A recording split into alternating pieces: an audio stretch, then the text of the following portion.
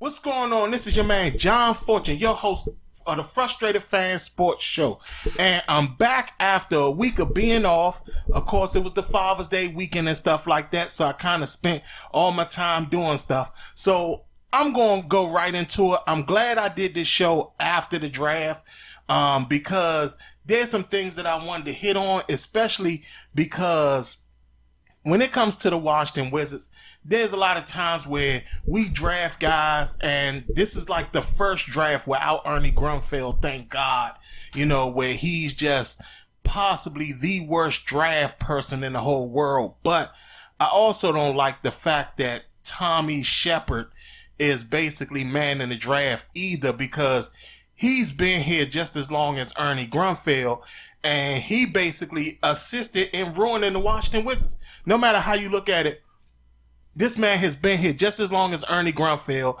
16 years, both of them together. And I just hate the fact that Ernie Grunfeld Ted Leonsis just keeps sitting up there saying, well, it worked out when I let George McPhee go and we hire McClellan. That's not the same thing, because George McPhee was a capable general manager. He was a very capable general manager. And the fact that you basically had a guy who basically drafted your entire team that won the Stanley Cup championship, and you replaced him with the guy who was basically his understudy. And not only that, George McPhee built the team that you saw in the Stanley Cup finals. Not only did George McPhee build the team that won the Stanley Cup, he also built the team that competed against the team that won the Stanley Cup. So, it's not the same thing. You're talking about two different things when you're trying to analyze George McPhee and Eddie Grunfeld. Now it's time for me to get on the draft pick. Now, Rui Hachimura. Now, I get why people are saying that he's kind of similar to Kawhi Leonard. He's very good when it comes to shooting. That's one thing I can say that I saw, because again, y'all know I'm a film person. I'm not going off of what analysts say and things like that. I actually go back and I watch all the games. So I'll say this. I do see that Rui Hachimura does need development. And he's very good with pick and roll. I saw that. He's a very solid rebounder. He does get pushed out of the box every so often. Defensively, he kind of lacks a little bit there. He's not really fast, or I don't know if it's not necessarily that he's fast, but he doesn't read defense correctly. Like he doesn't react to the ball as quickly as he should. So that's something that he's definitely going to have to work on. The other guy that I'm actually, to be honest, I'm quite happy about is actually Admiral Schofield from Tennessee. The fact that this guy was still there, I'm surprised he fell so far in the draft.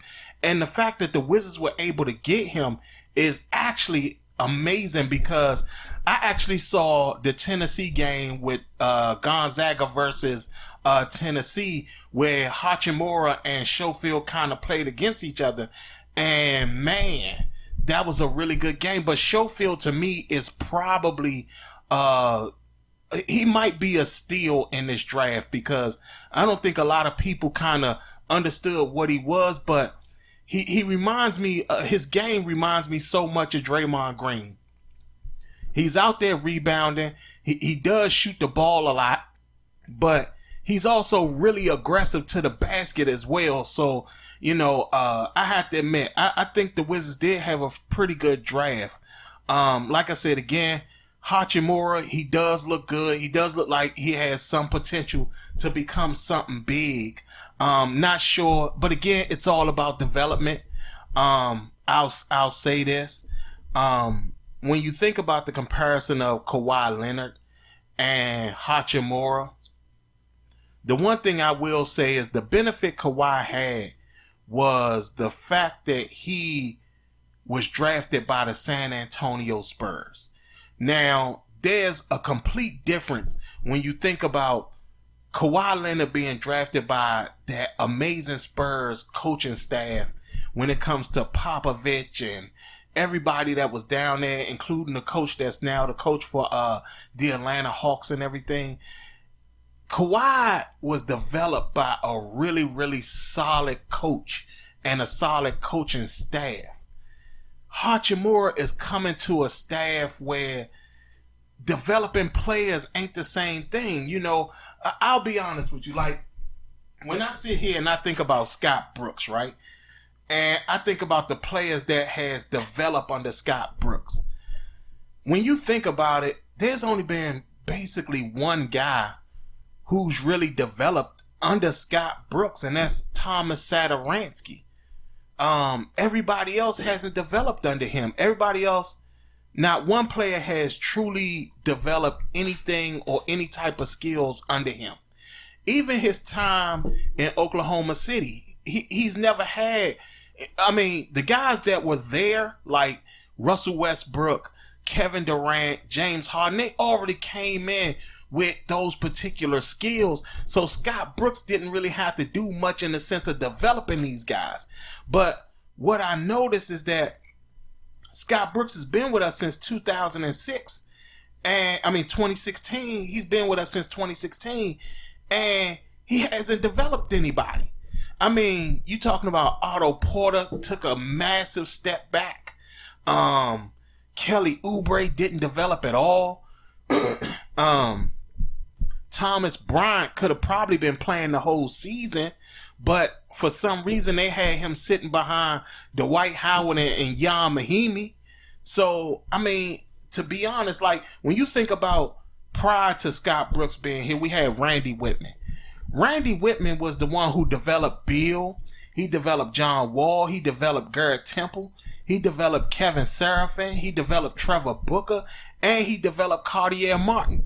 And these were the last several guys all went and signed free agent deals somewhere else.